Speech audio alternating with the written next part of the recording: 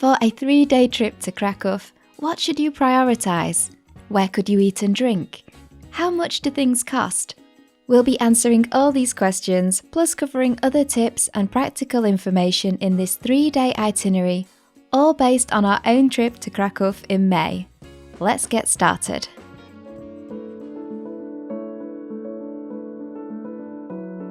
For day 1, let's focus on Krakow's beautiful Old Town. It's full of history, amazing architecture, and plenty of spots to soak it all in at your own pace. We've got a busy first day, so for breakfast on the go, try obwarzenie krakowski. This is a braided, ring-shaped bread that tastes like a cross between a pretzel and a bagel. You'll find them at the many blue stalls dotted around the Old Town. Prices vary, and unsurprisingly, the most expensive ones we saw were in the main square. We got ours from a stall on Grodzka Street for 3 zloty.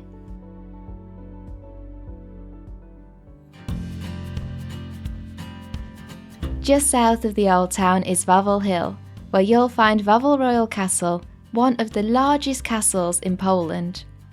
It's free to stroll around the grounds and admire the historic buildings and beautifully manicured gardens.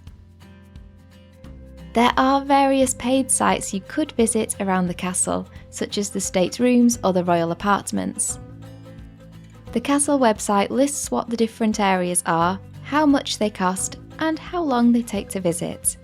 You could easily spend half a day at Wawel Hill if you wanted to visit all the areas of the castle, but for the sake of this itinerary, we're just sticking to the free bits. While you're there, don't miss Wawel Cathedral, where many Polish monarchs were crowned and buried. Above the entrance you'll see some bones hanging. Those are thought to be from a mammoth, a rhino and a blue whale, or from a dragon. Which of those you choose to believe is entirely up to you. Just a quick note on timings. I'll be giving rough guides for the day, but these are just examples of what you could fit in, rather than being meant as a strict plan you have to follow. The Old Town is pretty small, so it's easy to mix things up, go back on yourself, or take a less direct route without it being a big deal. I'll also be including a free map and a written guide to go along with this video. You can get those by scanning the QR code on screen or clicking the link in the description below. Near the entrance to the cave at the bottom of Wawel Hill, you'll spot the fire-breathing dragon statue, dedicated to the legend of the Wawel Dragon. The story goes that the dragon terrorised the city until a clever shoemaker's apprentice tricked it into eating sulphur, which didn't end too well for the dragon. If you're up for a side quest, keep an eye out for any small dragon statues that you could see scattered around Kraków.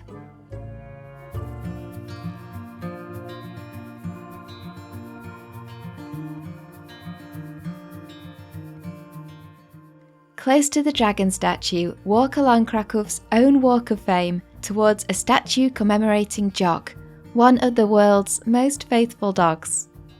After his owner died at a nearby roundabout, this good boy waited for a whole year for him to return before being adopted by a local.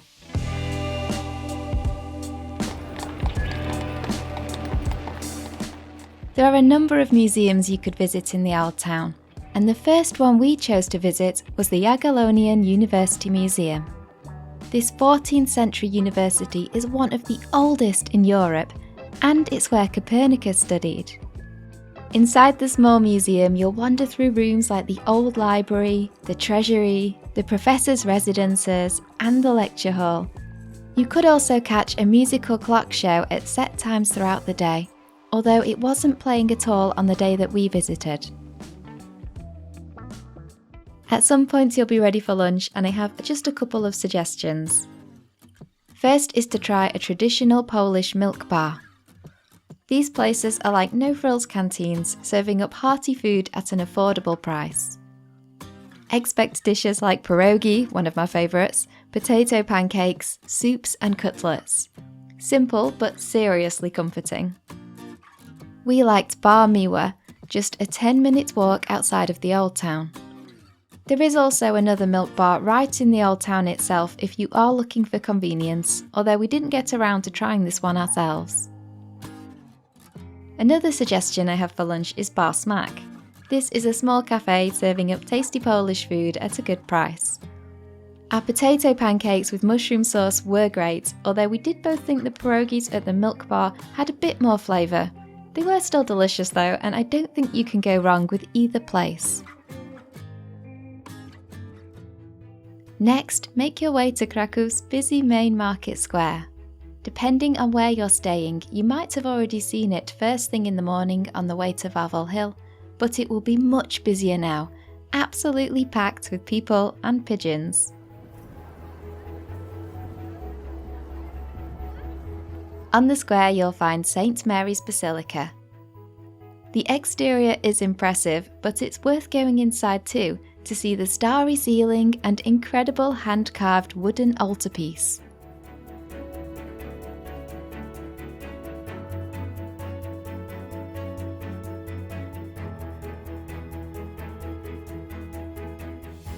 If you're near the basilica when the hour changes, look up at the taller tower. You'll hear a trumpeter playing a short tune that ends suddenly mid-note.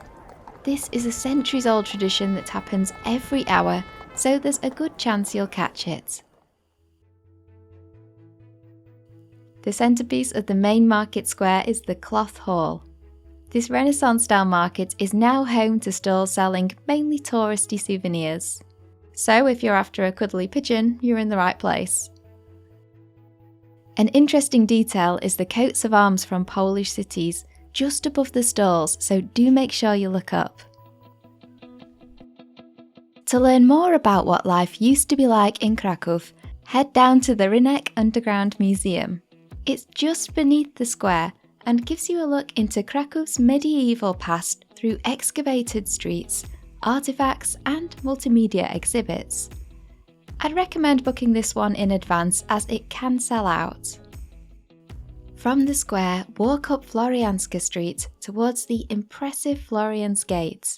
This busy street used to be part of the Royal Road, which was a ceremonial route that the Polish kings would take on their way to Wawel Castle. Once you pass through Florian's Gate, you'll spot the Barbican just ahead. This imposing circular fortress with thick walls and turrets used to help protect the city. Timing-wise, while it's possible to do everything I've shown you so far in one day, it does make for a pretty packed schedule. You'll know yourself how full on you like your city breaks to be, so if you prefer to take things a bit slower, you can easily trim this day down or swap out a couple of stops for a stroll around the streets and a drink in a cafe or bar. On the subject of bars, here's a couple we liked in the Old Town. Vodka is a small, cosy bar where you can order a tasting flight of, you guessed it, vodka. You can pick 6 to sample from a long list of different and pretty interesting flavours. My favourite was caramel, which tasted like a Boozy Werther's original. If you're more of a beer drinker, try House of Beer. They've got a great selection of craft beers at good prices, and the staff were really friendly and happy to help us decide. So, what about dinner? We only ate dinner in the Old Town once, and this suggestion might not appeal to everyone, but we really enjoyed it, so I'm including it in the video, just in case you think you'll like it too. Wolf Pit Tavern is a medieval fantasy-themed restaurant and bar inspired by the Witcher universe. Enjoy the fun decor, brew your own potion-themed cocktails, and tuck into some fire-grilled food. To save a bit of money, you can swap your złoty for the tavern's own currency, which gives you a discount, so get involved.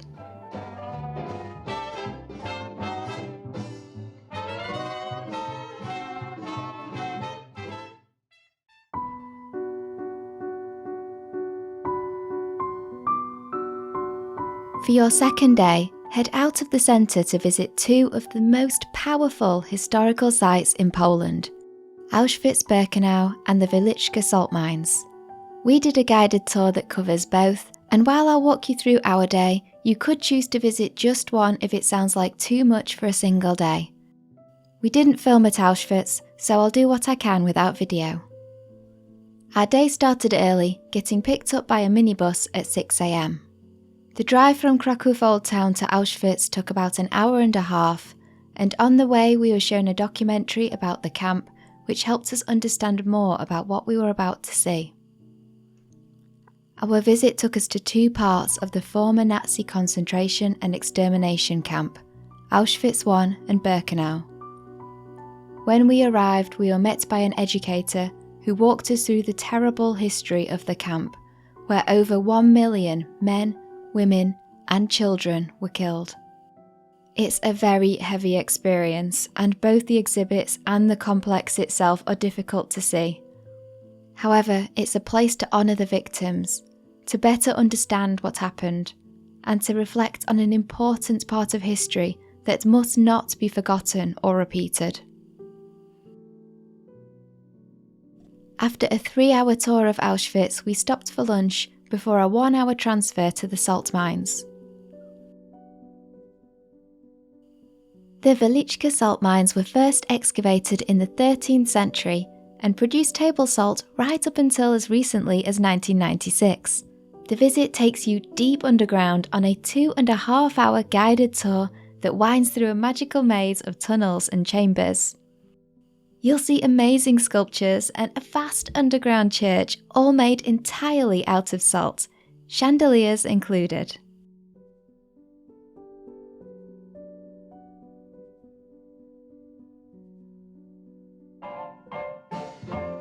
Back in the city after a long day, if you're hungry but you're too tired for anything fancy, then head to the legendary Blue Sausage Van. You'll get a fire-grilled kielbasa, a chunk of bread, and a bit of mustard and ketchup if you want it. Even if you don't want one straight after your day trip, the van is here until 3 a.m, so it's a solid option if you ever need some late night food.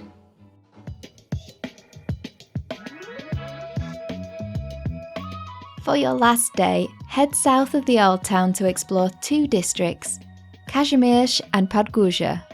First things first though, you'll want some breakfast. There are a lot of really well-reviewed cafes around Kazimierz, but one we really liked was Poranki.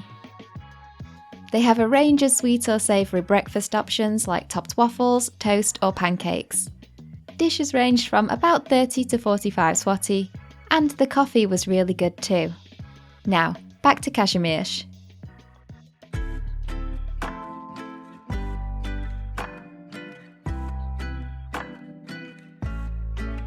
The northeastern part of Kazimierz was historically the centre of Jewish life in Kraków, while the rest of Kazimierz was mainly Catholic.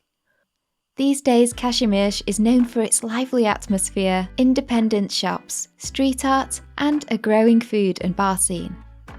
Parts of it look a bit gritty, but that's not a bad thing, and it actually adds to its charm. The area has loads of character, and it's really fun to walk around. Just across the river is Podgórze, which today is home to peaceful parks, riverside walks, and St. Joseph's Church, which has an absolutely incredible exterior. However, during World War II, this is where the Nazis forcibly relocated Krakow's Jewish population to create the Jewish ghetto. You can still see traces of that history around the district today, as well as the Empty Chairs Memorial on Ghetto Heroes Square. If you're at all interested in learning about the history of the Jewish community in Kraków, I'd definitely recommend taking a walking tour. We booked a free walking tour with Walkative, who operate on a tip-only basis and have loads of great reviews from other travellers. Our guide was funny, knowledgeable, and pointed out so many things that we'd have never even known to have looked for on our own. I'll link their website in the free written guide that I mentioned earlier. If you decide to skip a tour and just explore on your own, do know that you can go inside some of the synagogues. We went inside Remuh Synagogue, which is the smallest in Kazimierz and still in use today. This is also where you can access the cemetery, which is one of the oldest surviving Jewish cemeteries in Poland.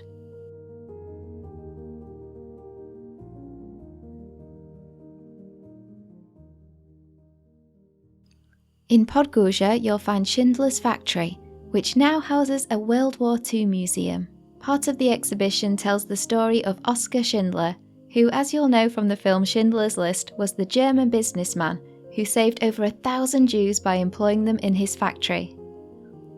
However, this is only really a small part of the exhibition, and most of the museum looks more broadly at life in the city during the war. If you do want to go, it's worth booking in advance because the queues for tickets can get pretty long. The walking tours I mentioned before run in the morning and the afternoon, so I'd suggest doing a tour in the morning and visiting the factory in the afternoon, or the other way around. At some point between these two activities, you'll want a lunch break, and I'd recommend Judah Food Market. Here, a handful of food trucks serve a variety of different food, from burgers to pierogies to baked potatoes. We went to Andrus Food Truck, who are known for their take on machanka. Their sandwiches are stuffed to the brim with slow-cooked pulled pork that's been marinated for 2 days, and you can choose from a range of toppings to finish them off. Another very tasty street food option is zapiekanka. This is a halved baguette topped with mushrooms, cheese, and whatever extras you fancy, then toasted until it's bubbling and melty. It's usually more of a late night thing, but it can still work for lunch. We tried a couple, and our favourite was from Enzio at Platz Novi. As mentioned earlier, there are some great bars and pubs around Kazimierz. For craft beer lovers, we liked Novi Kraftowi and Omerta. Both had a really good selection of beers to choose from. Novi Kraftowi is conveniently located right on Platz Novi, a square filled with bars and street food. There was even a flea market on while we were there. Next to Novi Kraftowi, you can try some pretty cheap vodka shots at a bar inspired by Poland's communist era. They've also got a couple of locations in the Old Town. And we're not done with Platz Novi yet. Another popular bar here is Alchemia. The outdoor tables are great for people watching, while inside it's cosy with an old world feel. There's another option for a drink in an interesting setting inside a former synagogue. They're also known for serving fresh Pilsner Urquell straight from the tank. This lager is served in 4 traditional pour styles, each with a different amount of foam, so you can choose how you like it. If you like acoustic rock covers, then there's also New Day Blues Bar that has daily live music. For another activity available into the evening that's not a bar, you could check out the Pinball Museum between Kazimierz and the Old Town. They've got over 60 pinball machines and loads of old school arcade games like Street Fighter and Pac-Man. You pay 1 entrance fee and then it's unlimited free play. For your final night, treat yourself to a nice meal out. We went to Starka, a cosy little restaurant that serves really good quality food. The menu focuses on traditional Polish dishes with a bit of a modern twist. They also serve homemade flavoured vodka, which is worth trying. Definitely book this one in advance if you fancy it, as it's small and it does get fully booked. Sadly, you have to go home at some point, so let's talk getting to and from the airport. When we arrived, we took the train straight from the airport to just outside the Old Town for 20 zloty each. It was straightforward and it was comfortable. For the journey back in the early hours of the morning, we grabbed an Uber, which cost around 60 zloty total. Both options worked well, but it's worth bearing in mind that if there's a few of you, Uber could be cheaper. I do hope you found this video helpful. We have a playlist of other destinations in Europe, which I'll link here if you want to check them out. Thanks for watching. I hope you have a great trip to Poland.